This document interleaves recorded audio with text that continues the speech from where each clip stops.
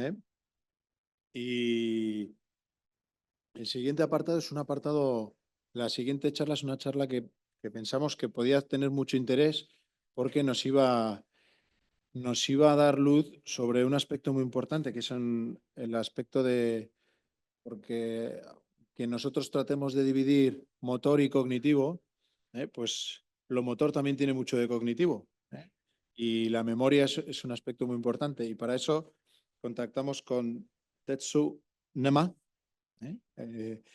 que es catedrático y profesor titular del Centro de Investigación de Neurociencia de Lyon, del Instituto Nacional de Investigación en Salud y Medicina de Francia y director del Centro de Investigaciones Cognitivas de Gran Canaria de la Universidad del Atlántico Medio. Y nos va a hablar sobre las alteraciones en el funcionamiento del córtex prefrontal, cómo afectan al lenguaje, al aprendizaje, perdón, y a la memoria.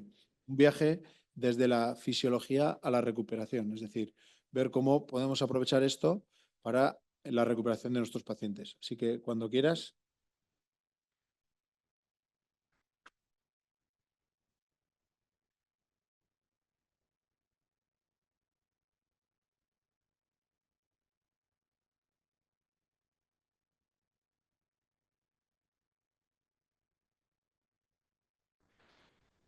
So thank you for the invitation. I'm Dezso Németh, and I'm working in France, but I'm moving here to organize and build a new research center in Gran Canaria. This is a Gran Canaria Cognitive Research Center, and we will do a lot of research on learning, memory, and decision making. So we will use state-of-the-art neuroscience methods and non-invasive brain stimulation, computational modeling. Moreover, this research center is connected to a new PhD school in cognitive psychology and health. So we hope that there will be a very good memory research line in Gran Canaria. So now I'm going to speak about learning and memory, specifically more like motor learning and implicit or non-declarative learning. And first, I'm going to share you how a neuroscientist thinking about the brain, learning, and memory, because I'm going to speak from a perspective of fundamental science or basic science. So I'm not a medical doctor, I'm a cognitive neuroscientist. And after that, I'm going to show you 3 or 4 empirical studies in which we aim to enhance learning and memory performance, focusing on non-declarative memory, skill learning, and visual motor learning. So 4 basic ideas which are important in my research. The first idea is the predictive brain. So it's important when we are speaking about memory. Memory is not about the past, okay? So the memory is because of the future. So we have to predict the future events, and in order to predict the future events, we need memory. So one of the main functions of memory is to predict the future, and we can measure this predictive processing by reaction time, eye tracking, or for example, EEG, FNIR, etc. So it's very cool that we switched the way of thinking about memory in the last 20 years. The second idea that the memory does not exist is important when you hear that somebody has a memory problem, or somebody telling you that this guy has a memory problem. Who told this, he's not an expert in memory, naturally, because we have a lot of memory processes and memory mechanisms in the brain. If it is a very old-fashioned figure, you know, the declarative and non-declarative memory. However, the new classification of memories also contain several memory systems, and they are related to different brain structures, and they are different on functional level or the level of psychology.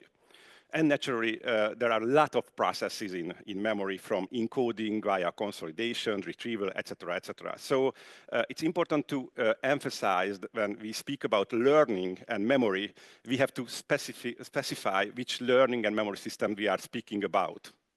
And we want to target, for example, if we want to enhance one learning system or a memory system, we have to specify this in rehabilitation.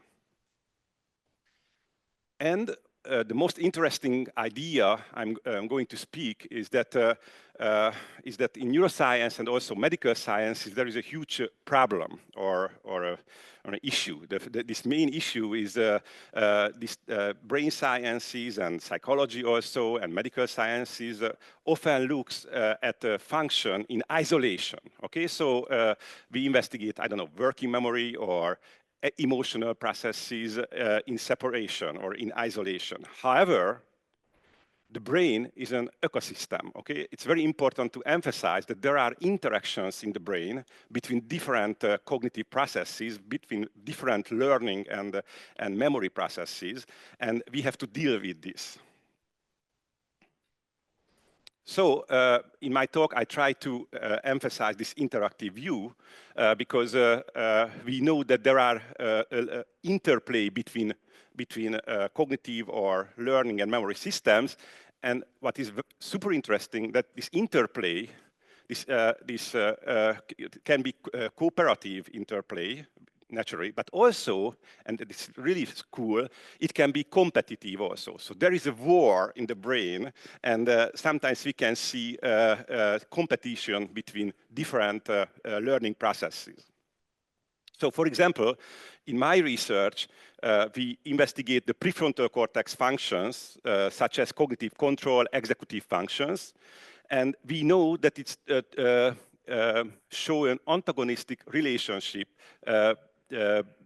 toward statistical learning. I'm going to speak, what is it, or skill learning or habit-related learning mechanisms.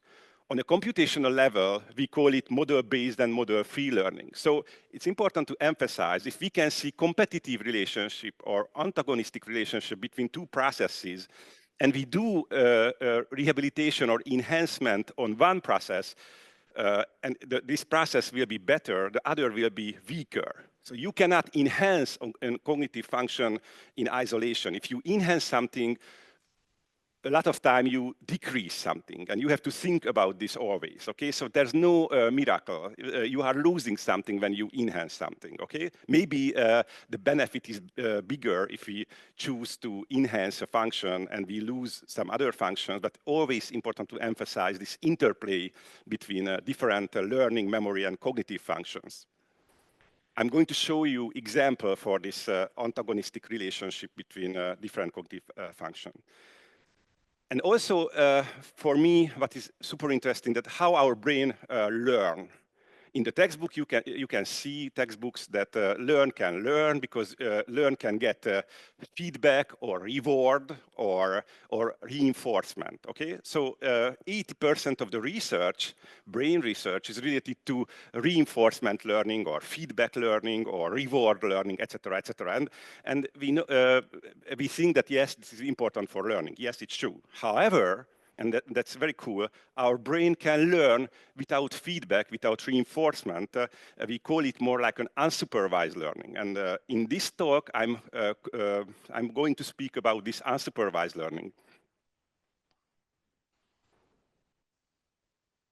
Okay, so you saw these 4 ideas. It just was a little introduction that the memories for the prediction, there's no memory, but there are memory systems and a lot of memory processes, and these memory processes and learning processes can compete with each other, and we're focusing on unsupervised learning because our brain can learn without feedback or reward, and just we are looking out from our head and we're learning always.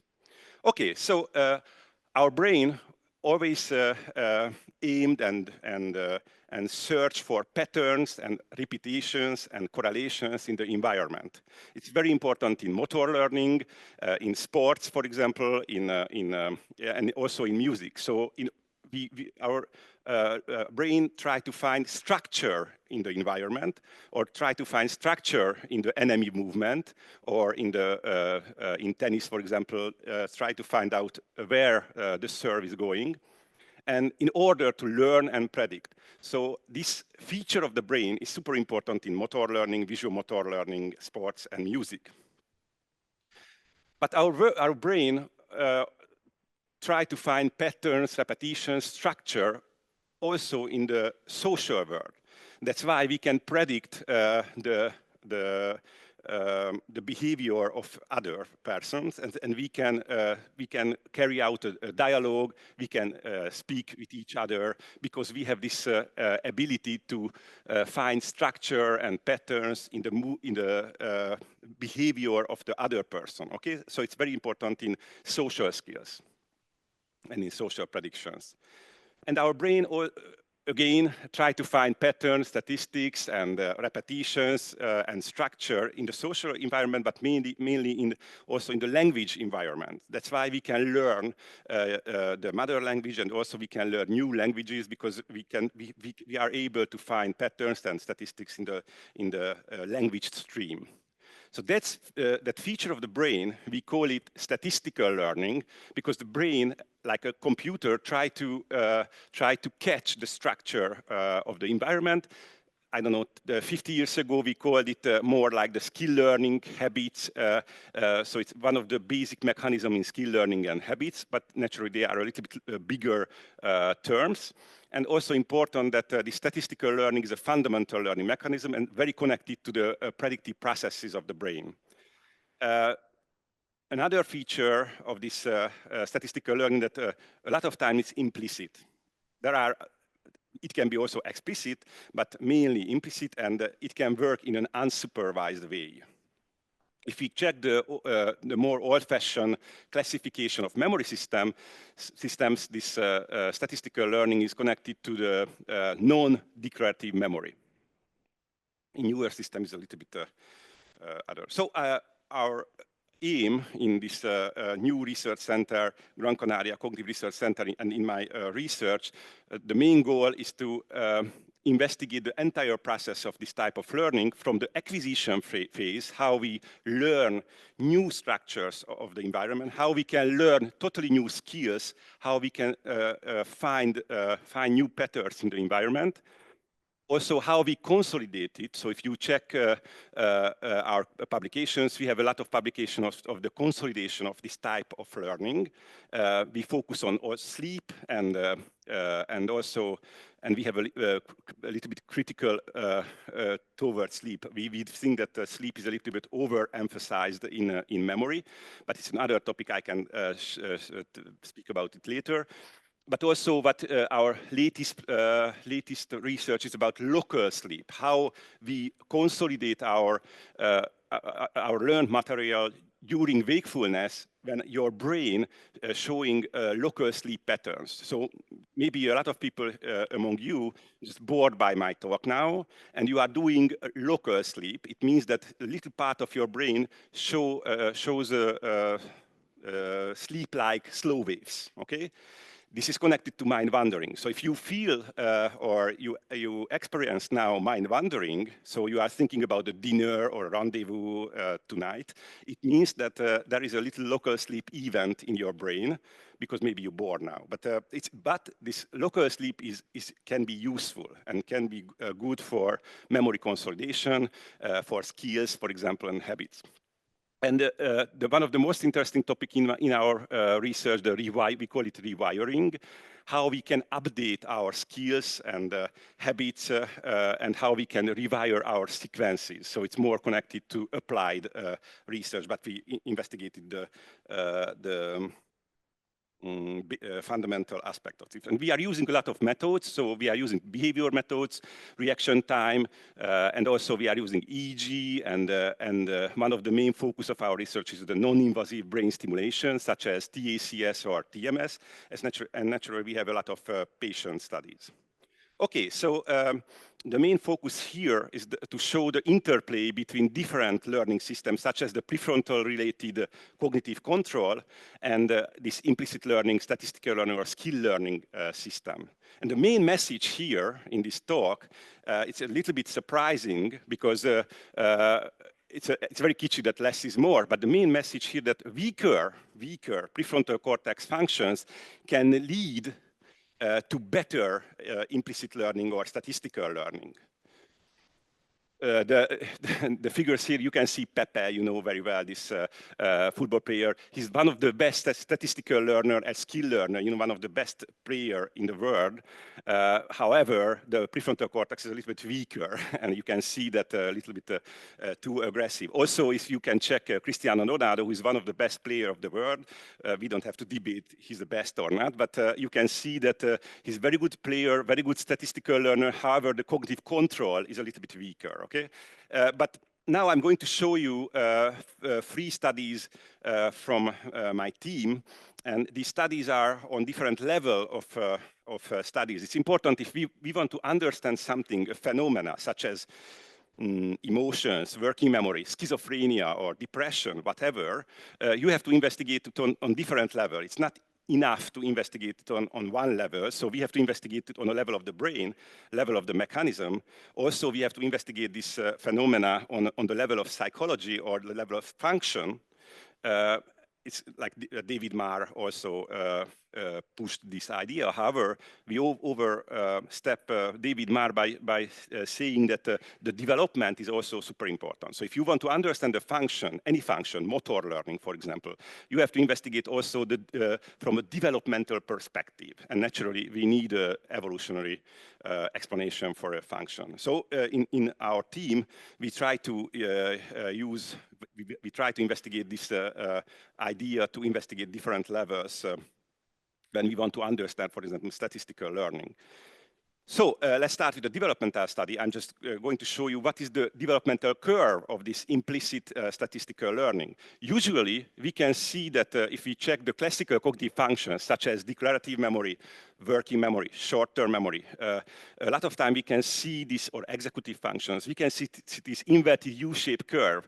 We are weaker in childhood, we are better in adulthood, and we are weaker in older ages. And we have a lot of study on this. But what is the situation with implicit statistical learning, which is an unsupervised type of learning? So we can measure this learning with a bunch of tasks. One of the tasks I'm going to show you, this the alternating serial reaction time task. So the participants has to press the related button. So it's like a computer game, catch the dog. You have to be fast and accurate as you can.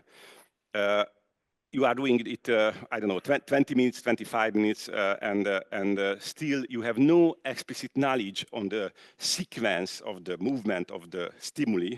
It can be a dog, for example. However, your brain can extract the structure from the movement of the stimuli. So why you are unable to extract the structure of the stimulus? Because it's a relatively difficult structure, because it's a probabilistic structure, means that every second element is part of the sequence, like 1, something, 2, something, 3, something, 4. So the sequence seems easy, but every second element is a random. So the sequence is in noise. So it's for us, it's difficult to extract explicitly the sequence. However, our brain is super good in this, and the brain can find the pattern, the structure in the movement of the dog, and we can measure it with reaction time, accuracy, and for example, EEG, etc. So let me show you the result. We investigated a lot of age group, and y-axis indicates the learning performance. Higher the number, better the performance. It's a reaction time gain. It's not pure reaction time. And what you can see here, the performance is better under adolescence. Okay, so before 12 years of age, we can see better performance. After 12 years of age, we can see good performance. So it's very good in adulthood, for example. However, we can see this drop here around adolescence, and we are weaker in older ages. We have 2 more studies. We replicated these results, and we found that children, yes, better in this task compared to after adolescence. The only difference in replication that this drop was a little bit less intense, like this. And also we showed this result in longitudinal studies, very important, because it is not a longitudinal study, but a different age group. You can see we measured in 1 year all these age groups. However, we replicated in longitudinal studies. Why it is important? But because now you can see that if you want to learn a totally new skills, children, naturally, grandma can tell you that the children are better learning new skills, but why? And why we can see this drop around adolescence? Because around this age, because of adolescence, there is a lot of hormonal change in the brain also, and we can see a lot of boost in the prefrontal cortex. So prefrontal cortex is much better after adolescence, and we can see weaker learning new skills, okay? We are better in explicit learning or declarative learning, which is very important in school performance, and you have to learn, I don't know, history or biology. However, when we have to learn new skills, this very strong prefrontal cortex is less optimal. So we developed the model, and now others also. The model is that we have the environment, and our brain get the information stream from the environment, and we can extract the statistic structure and sequence from the environment. However, we need also memory to interpret the results, to interpret the data. You can hear now a lot of things. One system tries to find the structure and the statistics from the information. The other is trying to use the already existing memories to interpret the results. Okay. So, for example, I moved first from Hungary to France, and I had an Opel car in Hungary, and I went to France, and I bought a French car because I'm in France. So I bought a Peugeot, and I sat in the new car, and my brain detect the probabilities, the new features of the car, the new structure, the new sequences of the car, and my already existing models, my already existing memories, declarative memories, for example, help me to drive the car. However, if we have to learn totally new thing, because driving a new car is not a new thing, okay? Because after an Opel, driving a Peugeot is not a big deal. So we use 90% of the memory, our memories, and just 10% of new statistics, new things. However, when you have to learn a new motor skill, a new social skill, or a new language, it's important to emphasize that this system is much more important. And when you have to learn totally new skills, maybe your already existing models, your already existing memories are not good, because you want to interpret the results in an old-fashioned way, your memory, but you have to learn totally new things, okay? So after adolescence, so before adolescence, the prefrontal cortex and access to long-term memory, access to the models, less optimal. So before adolescence, we are better using to learn totally new skills because of this the detection of structure, detection of sequence, detections of pattern system is better because we are not using the top-down processes and our already existing models. So our skill learning or model-free learning actually, it's better. However, after adolescence, our prefrontal cortex is much better. Access to long-term memory is better. So, so the performance is we can see a drop in performance in statistical learning. The big question here: can we improve statistical learning or skill learning or implicit learning in adulthood? It's also the question of rehabilitation, that can we boost or enhance a skill which not available now? If this logic that the weaker prefrontal cortex is can help in statistical learning, we can use this logic. Let me show you later, but one of the main kitschy question, can we put a childlike learning machinery into the adult brain? Or more concretely, can weakened prefrontal cortex control lead to better implicit statistical learning? And in the age of AI, I really like Alan Turing's idea that instead of trying to produce a program or software to simulate the adult mind, why not rather try to produce one which simulates the child's, okay? So that's the idea here, to go back to child and how we can do it. We have to switch off the prefrontal cortex. I'm now oversimplified, so sorry. In the scientific articles, we are not writing this, but how can we switch off the prefrontal cortex? So we can use, for example, behavior methods or psychological methods. One idea here is hypnosis. Don't worry, we published this paper in cerebral cortex and not in the journal of Harry Potter. Because during hypnosis, we can see disconnections from the prefrontal cortex, from prefrontal cortex to other brain regions. We can see decreased connectivity compared to the baseline, for example. On psychological level, we can see decreased control functions. And I can show you, we showed that under hypnosis, when prefrontal cortex not switched out, but disconnected from other brain regions, we see better statistical learning compared to the normal alert condition in a within subject design. And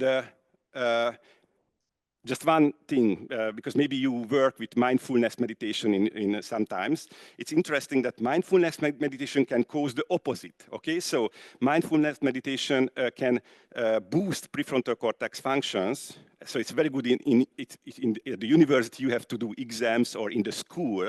However, when you have to learn totally new skills, or you have to learn totally new statistics, in that case, mindfulness can be actually harmful because it hurts the skill learning and statistical learning, opposite to hypnosis. Okay, let's go closer to the brain. We have several studies in using functional connectivity. I'm not jumping into the details, don't worry, but we showed that if we use functional connectivity, e.g., we showed that weaker functional connectivity can, from prefrontal to other brain regions, can lead to better implicit statistical learning. It is mainly related to theta frequency, theta related to access to long-term memory. So if the access to long-term memory is weaker, we are better learning totally new patterns from the environment. Also, we showed it in the same logic, but in fMRI. The last study I'm going to show you, and I try to finish in time, it's a TMS study. How can we switch off the prefrontal cortex? We can use transcranial magnetic stimulation, and we did in order to inhibit the prefrontal cortex, in order to manipulate this interaction between cognitive control and statistical learning, or prefrontal functions and this skill learning. So we used 1 Hertz repetitive TMS in order to inhibit a specific part of the prefrontal cortex. It's Brodmann 9, actually, which is the working memory hub. So we used the TMS in order to switch off this part of the brain. However, what is important, because if you read articles on TMS, you can see a lot of time there's no effect of TMS. It's very depressing, actually, but that's science. A lot of time we are just measuring noise. But however, it's important that most of the study using TMS just only on one side, and compare left to sham, or right to sham, or left to right. And is it good? No, totally not, because everybody knows in this room, I mean, mainly neurologists, that the hemispheric asymmetry, you know, it's overemphasized. So there's no such a thing that there is something in the left prefrontal cortex, but not in the right prefrontal cortex. Okay, there are one or two things, but not more. So, for example, language. Okay, if we check language under fMRI, and we give more and more complex, more and more grammatically complex sentences, we can see that Broca area is activated more and more and more. Okay, it's okay. But what's happening in the right prefrontal cortex, in the right Broca area, we can see totally the same. The sentences are big, more complex grammatically. We can see bigger and bigger activation. The baseline activation is smaller, but still we have this activation. Okay. There are differences, but it's not like no and yes. It's not like black and white. So please don't do it if you do a fundamental study. Always you have to include a bilateral TMS condition. Okay, so here we use bilateral TMS conditions. So we stimulated the left Brodmann 9 and for 5 minutes, yes, and right Brodmann 9 for 5 minutes. And after we measure our task, and again, we stimulated the right for 5, the left, and etc., etc. So that was the design. And we compared it with sham. And we did it in collaboration with the University of Vienna. And let me show you the results. It's very cool, actually. If this is the learning performance, when you have to learn totally new structures from the environment.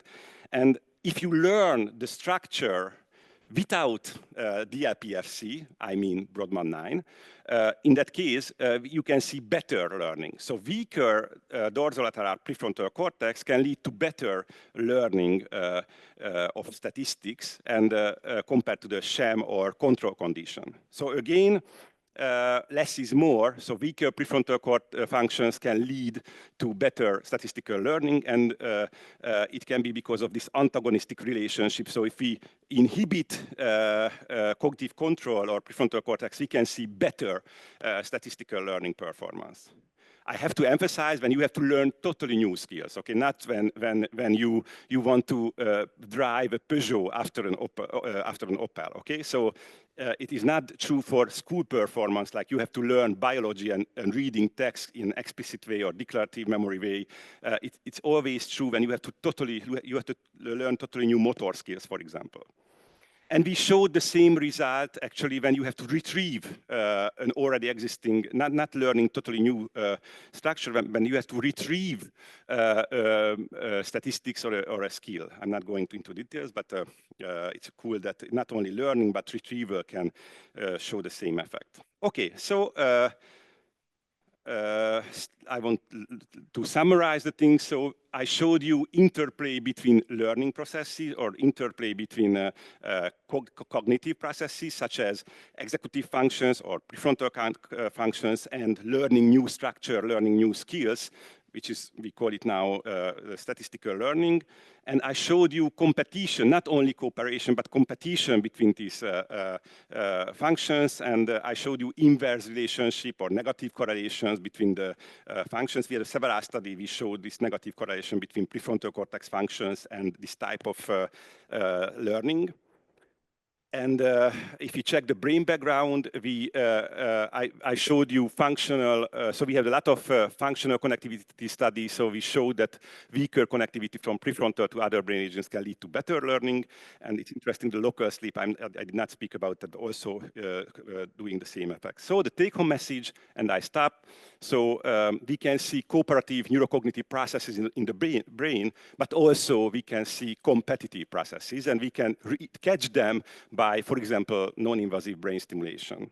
And if you are interested in our research, you can check my webpage. And also, if you want to collaborate with us here in Gran Canaria, there is this new research center, and we can communicate, and we are happy to collaborate. Thank you for your attention.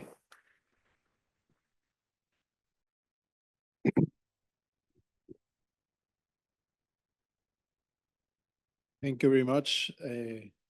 ¿Alguna pregunta? Yeah. James, please.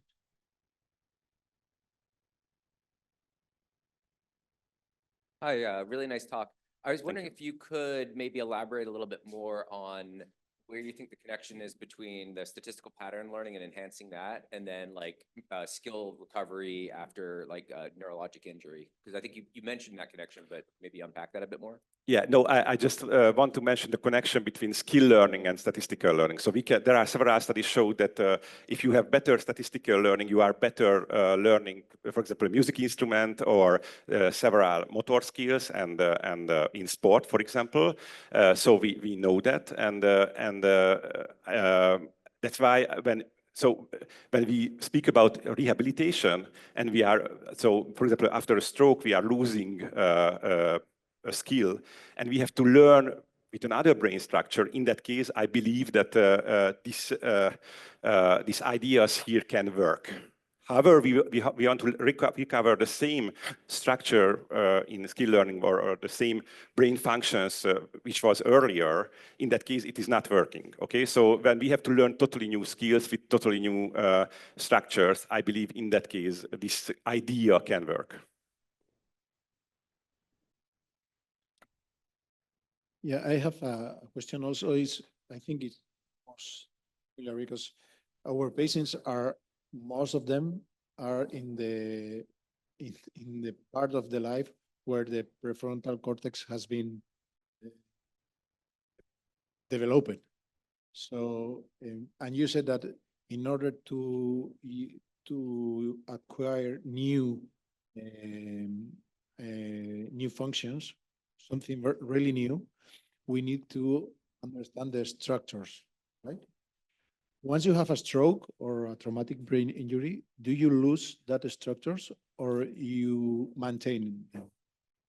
It's depending on which part of the brain we can see the stroke. So actually, it would be an open question. I throw back the ball. So it would be very good to do a research project with different strokes and check that can we keep the statistical learning and how this interplay is working with different strokes is important. Yeah. So it's I would like to say it's an open question, and I would like really to investigate it. And do you know how much time do you need to lose data structures, for example, because even if the damage is not in the prefrontal cortex, but it's in the motor one, and you can't walk, do you lose the structure or you maintain because you have the memory of how you work previously, or?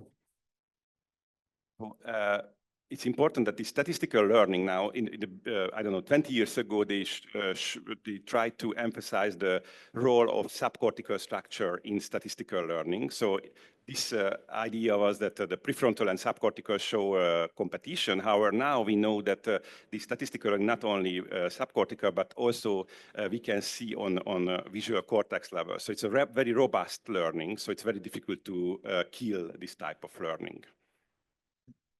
And another thought that I have when I hear you is that you said that sometimes when you gain in one function, you're losing in the other one. But I understand that it is in healthy people. Yes, this research is on healthy people. Because sometimes in the stroke patients, the thing is that you have a function very low. Probably the other function is in this place. But if you win in the low function, are you losing what you have for the other function? Do you understand what I mean? Yeah, absolutely. Yes, in a healthy participant, I really believe this idea. However, we have to be very specific when we are speaking about patients, and we have to check, is it true or not? Yeah, so I agree that it's also an open question. Yeah, because if that is true, yes, it's very dangerous for us. But I tell you one example, because we have a lot of study actually on Tourette syndrome. I know it's not connected too much to rehabilitation, but Tourette syndrome, kids have a lot of problem with tics and etc. However, we show that in Tourette syndrome, there is this syndrome, but we see better statistical learning. So somehow we have this syndrome with a lot of problem, tics and etc. and overworking of basal ganglia, but we show that the statistical learning and catch new structure is better. So sometimes we can see actually a better performance in patients. And it's very interesting that in our science, in brain science, neurology, etc., to not only investigate the symptoms and negative symptoms, but also check the positive possibilities. Yeah. Otra pregunta. Un segundito que te traen el micrófono, que si no, no nos... Thank you very much for your lecture. I think it's very interesting, but I think that I have the same problem that my partners. I want to ask you if you can tell us one or two things, for me is enough, that we don't have to do it, training patient with a stroke or a different injury in the brain. So, according with your investigation and with your experience, what we are doing very, very bad with these patients. So my aim was here to show this idea, this negative correlation between prefrontal and learning, and I came here because to do collaboration on patient study in order to check if we can investigate these ideas in patients. So I'm not telling now that immediately use TMS on different patients. However, if we can try. So I just think in certain situation, if you believe, because you are the expert on that patient type, I'm happy to investigate this thing. So that was my aim, to build this idea, this negative correlation between prefrontal, and the next step is check on patients. Yeah. So sorry, I'm not telling. I have no solution for the problem. I just an idea. Maybe we can find a solution. Yeah, together. Okay, thank you for giving us like a light in the memory. We can't say memory alone. We have to say many more things.